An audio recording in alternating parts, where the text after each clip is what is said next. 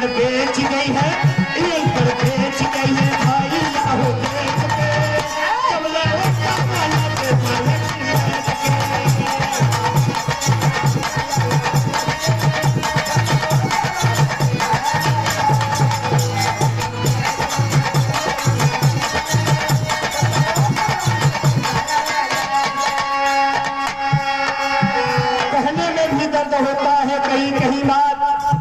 जो कभी आपका हाथ पत्थर के नीचे दबा हुआ है, जितनी शक्तियां लगी है देश को बचाने के लिए, अगर इस समय सरकार अगर परिवर्तन नहीं हुआ तो ये मान लेना कि 90% अब हम लोगों की बस की बात। इसलिए अनुमान के साथ में कलाकार कहीं कहीं पर बात दिया करता है। जो वैक्सीन लग रही थी, जो हिंदुस्तान का मसीहा है, जिस पर ये हमारी समाज नाच करती है, अभी कल का प्रमाण मिलता है। हमारे जगतपुर में एक कुशवाहा पूर्व प्रधान थे, वैक्सीन लगी थी, जैसे उसे पागल कुत्ता काट लिया हो, उसकी हार्ट वैक्सीन के द्वारा जब मर्ज से हाजिर हुआ, वो आदमी वैक्सीन वैक्सीन वैक्सीन, गांव के 4-10 लोग आ गए, या कहती हुआ कहती करवटिया बदलत बदलत वैक्सीन वैक्सीन, राम राम सीताराम। ऐसे सरकार के जनता को मारने के लिए ऐसा कहानी हुआ, क्या विकास करोगे? जितने हमारे उनके जो आदमी है माफिया गुंडा, उन्हें खुलेआम छोड़ा जा रहा है। कोई आदमी कोई गलत कर रहा है तो बिना नाहक उसका मकान टुकड़ाओं से जेल के अंदर भरा जा रहा है। ये तानाशाही हिटलर की सरकार कब तक चलेगी? ये जनता ने आपको अगर बैठाया है तो जनता की अदालत है, उतार करके नीचे भी आपको कर देगी, इसमें कोई दो राय नहीं। राजनीति का पहलू नहीं है साथी, मंच विकराल भंडारे का है। ये हमारी माता बहनों का थोड़ा सा 2 लाइन का भाव, सोहर का लाइन, उसके बाद 2 मिनट का गीत होगा। कैसे वो गावल इनका हाय हाय हाय हाय, कहाँ कोहिनी तोहरे ताजन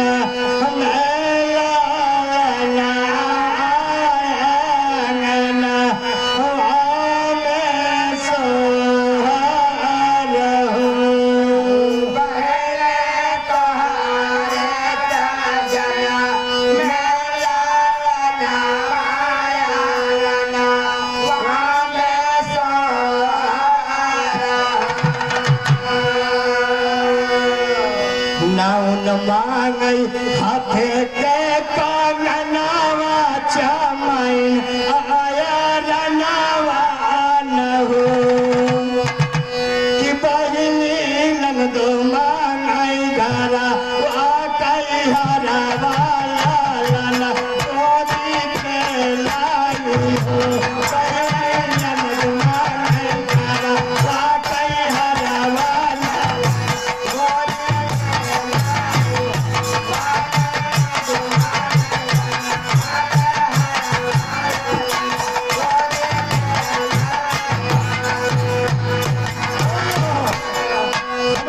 गुरु होते हैं, लेकिन हमारी माता बहनों का कोई गुरु होता ए हाथ में हाथ जब जंजीरी की नहीं फंसाई ले छे तो अपने आप गीत प्रकट हो लागत है।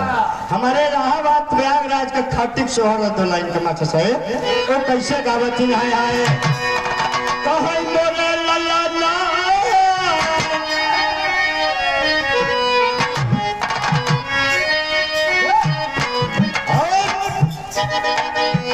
कहै मोरे लल्ला चुगा चुगा चिए कर लाला नवा होला नाना वाके भाग जा करवा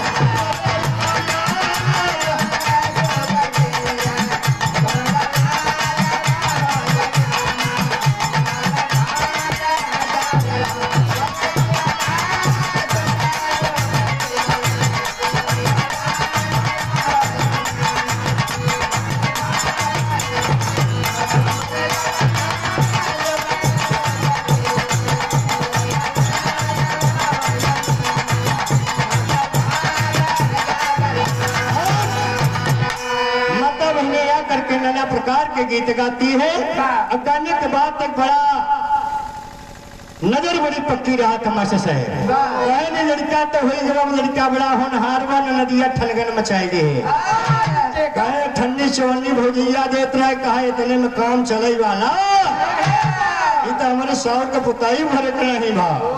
ये हमका जब तक गरे का हार न देबू तब तक हमार तो हाथ पटरी खाए। ये भैया इधर तो बात तो हो ही गई, लेकिन जब सखी सहेली जुटो थे कहे लड़के पड़ा के का तवा समय कहना है। कहे आखी आता ये न कर जैसे माई करने पुरावा इनके बाबू करने पुरावा।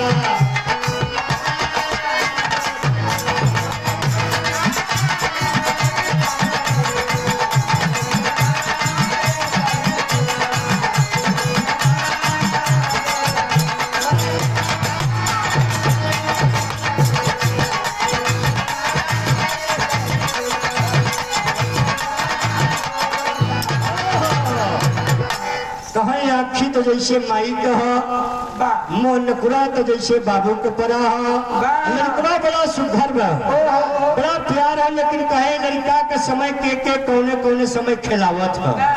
बस आखिरी लाइन का भाव है मचा साहेब, बालगी करो में खाली इशारा है। कैसे कहे सासू जी खिलावे हो रहारिया हो ननद जी तू पहाड़िया हो ननद जी।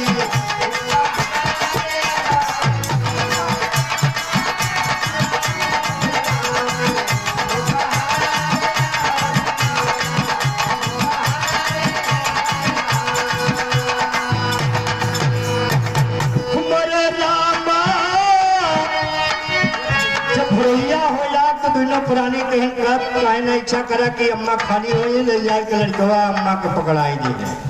अम्मा अपन नाती खिलावत एकदम मस्ती आए भोरैया का टाइम में। अब दुपहरिया में नदिया लेके मेरे भैया खोरेलवा लेके या कहतवा कह के चम्मच चाटतवा। अल्लाह के रतिया 12 बजे के कर नंबर लागत माशा साहब। राजा जी खिलावे सारी रातिया हो लुटावे हीरा मोतिया हो।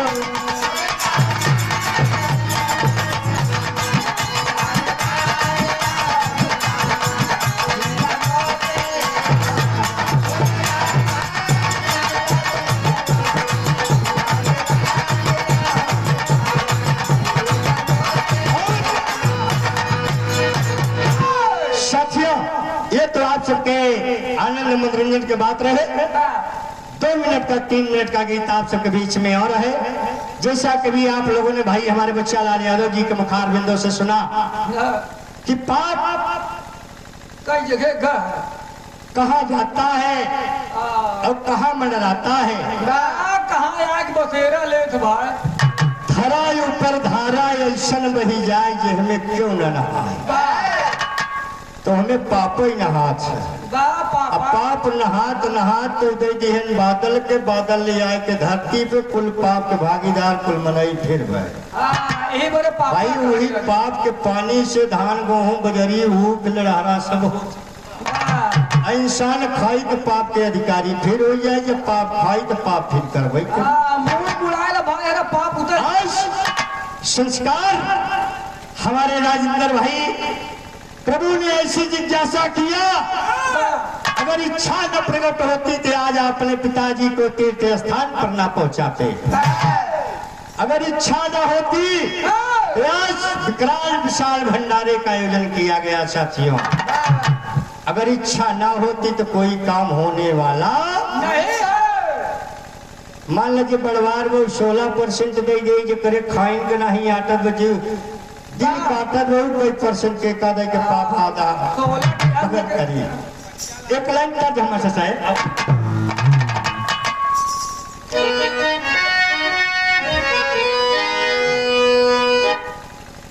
कि दुश्मन मिले सवेरे कि दुश्मन मिले सवेरे मगर देश कट्टार ना मिले दुश्मन।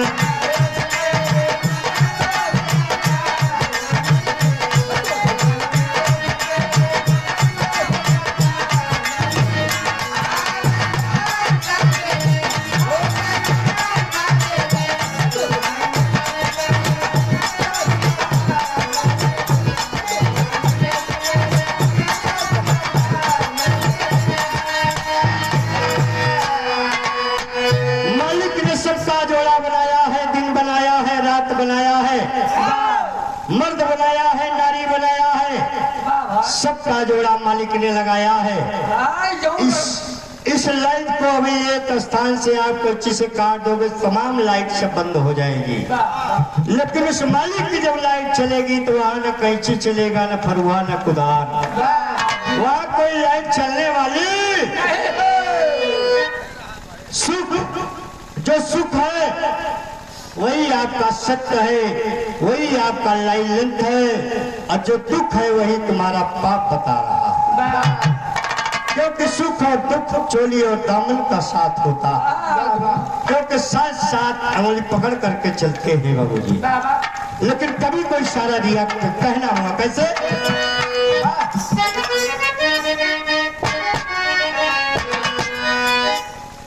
कि इच्छा प्रकट न होती। आज हमारे राजेंद्र भाई, मन्नू भाई, पंडा जी, तमाम हमारे दादा लोग, भाई लोग का इच्छा जाहिर ना होता, जितने गांव के हमारी माता बहनें ने प्रसाद को ग्रहण किया है और किताब हो गई ऐसे महान विशाल भंडारे का प्रसाद ग्रहण करके। हमारे भाई लोग, काफी लोगों ने प्रसाद को ग्रहण किया, इसलिए बहुत बहुत से धन्यवाद के पात्र हैं। कभी तो कहना हुआ कैसे? इच्छा प्रकट होती सत्पुरुष का मनवाना होता।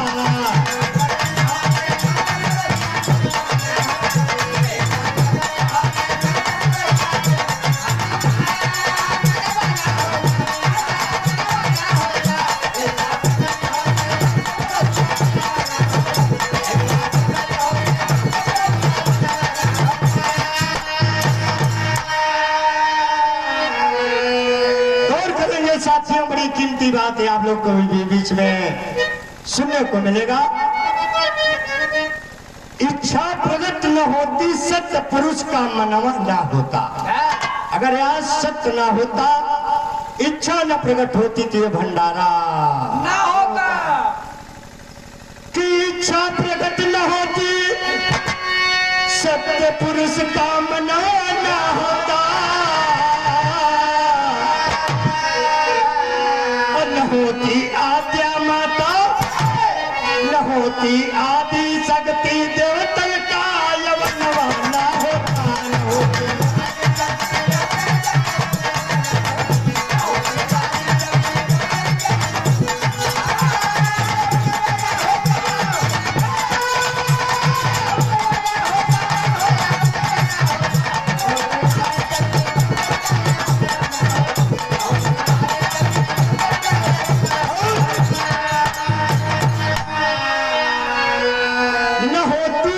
शक्ति देवतन का अवनवा ना होता। अगर याद शक्ति माता जी ना होती तो धरती पर देवताओं का आगमन होने वाला नहीं था। कि न होती आदि शक्ति देवतन का अवनवा ना होता, न होते ब्रह्मा ज्ञानी। जौन ब्रह्मा जी से देवर्षि नारद जी पूछत रहे कि पाप कहाँ चाहते हो, कैसे हो पाप? कि न होते अत्या माता देवतल का यवनवा ना होता, न होते ब्रह्मा ज्ञानी, न होते ब्रह्मा ज्ञानी, मानव का जन्म ना होता, न होते।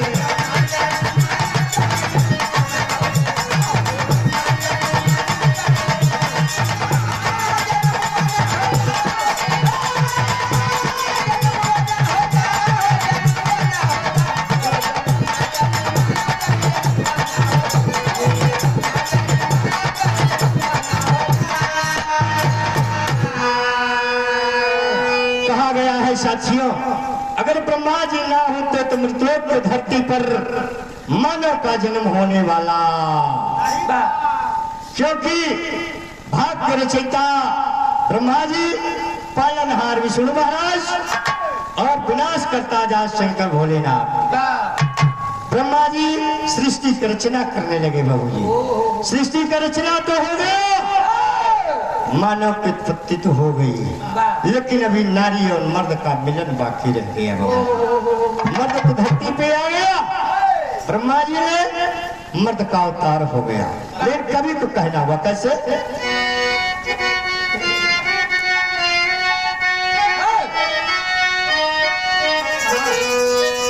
कि न होते ब्रह्मा ज्ञानी अरे मानव का जन्म ना होता, न होते काल निरंजन, न होते काल निरंजन सुंदर भगर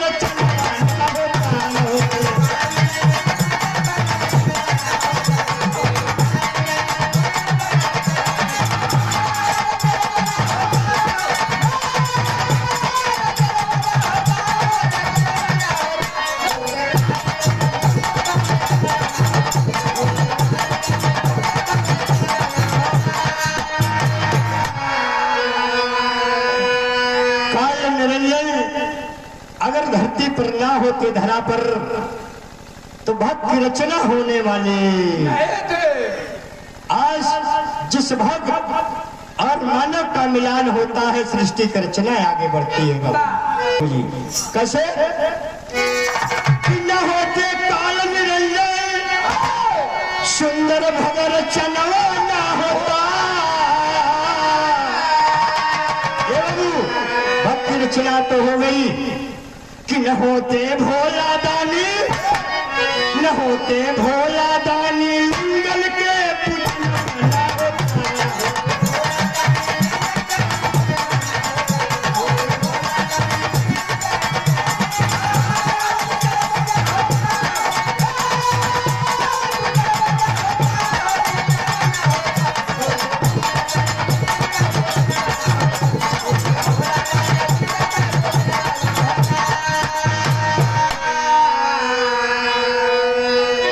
न होते भोला दानी लिंगन का पूजनवा ना होता।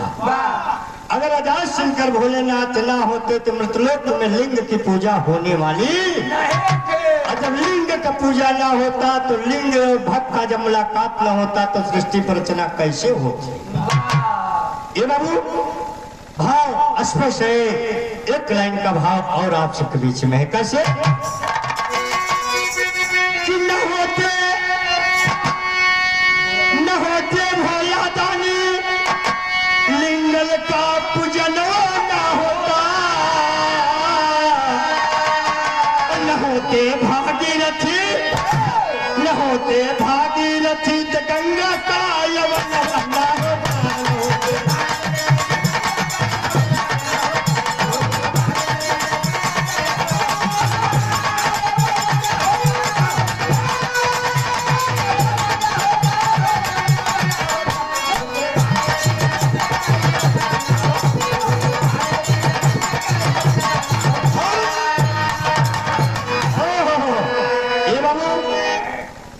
भागीरथी ने अपने 60,000 पुरखों को तारण करने के लिए ब्रह्मा के कमंडल से गंगा जी को अवतरित होना पड़ा धरती पर। बाबू जी तरन तार तो हो गया, उसी गंगा ने जब तार लिया तो उसी गंगा में पाप जा करके नहाने के लिए लोग मुक्ति मांगते हैं।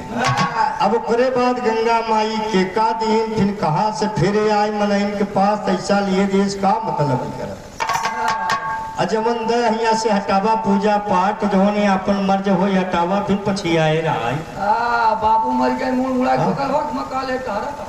अरे हाँ जमाए ए भैया कि न होते भागीरथी तो गंगा का यवन ना होता, न होते राम श्याम, न होते राम श्याम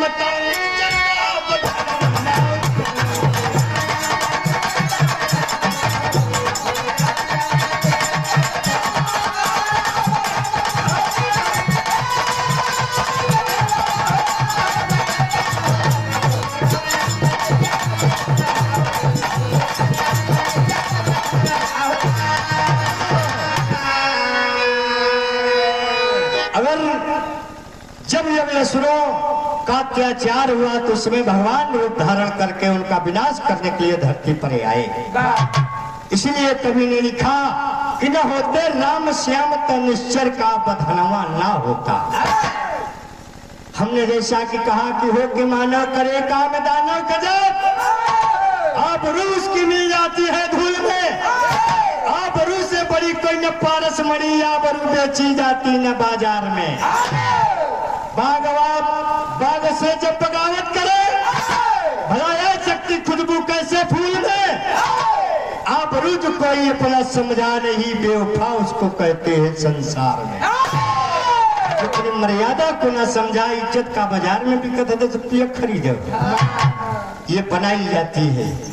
तो जो मानव है, मानवता है, वही सत्य है, वही इंसान है। और जो दानव का पाठ करने लगा, पाप हत्या करने लगा, वही राक्षस का काम हो गया। स्वर्ग नर पाप जो कुछ करोगे इसी धरती पर भोग करके जाओगे। इंसान जाने के बाद सराहना करता है, रहने को तवज्जो किसी को देने का तैयार नहीं होता। जो सच्चाई की बात होती है, गीत आखिरी लाइन का भाव है कैसे, बहुत प्यार मिलता है। जैसे हमारे बच्चा लाल भाई ने बताया, अवतारी पुरुष स्वर्गीय बाबू दयाराम महाराज, अवतारी पुरुष स्वर्गीय बाबू लहरी महाराज के साथ में बड़ा प्यार मिला है और सीखने को मिला। उसी प्रकार के श्रेणी में हमारे बच्चा लाल भाई के परम पूज्य गुरु महाराज स्वर्गीय चाचा राम सिंह चाचा से मेरा भी प्यार छलका। अपने मान मर्यादा के साथ में कार्यक्रम होता था, लेकिन ऐसे महान पुरुषों से ज्ञान मिलता है, साथियों ज्ञान मिलता है। ज्ञान आपको खोजना पड़ेगा तो महान विद्वानों से ऐसे नाना प्रकार से मिलेगा। लेकिन आखिरी लाइन है कैसे बताऊं,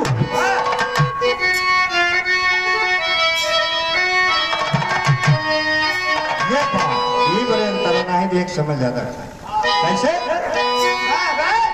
कि न होते राम श्याम और निश्चर का बदलवा ना होता, न होते दयाराम लहरी, न होते दयाराम लहरी, सुबह से चल के ना होता।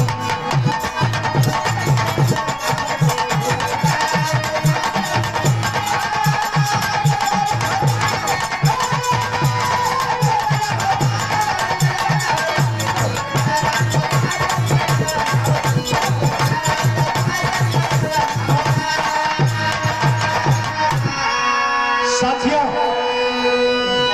समय विपरीत से कार्यक्रम शुरुआत हुआ, नहीं तो जनता तो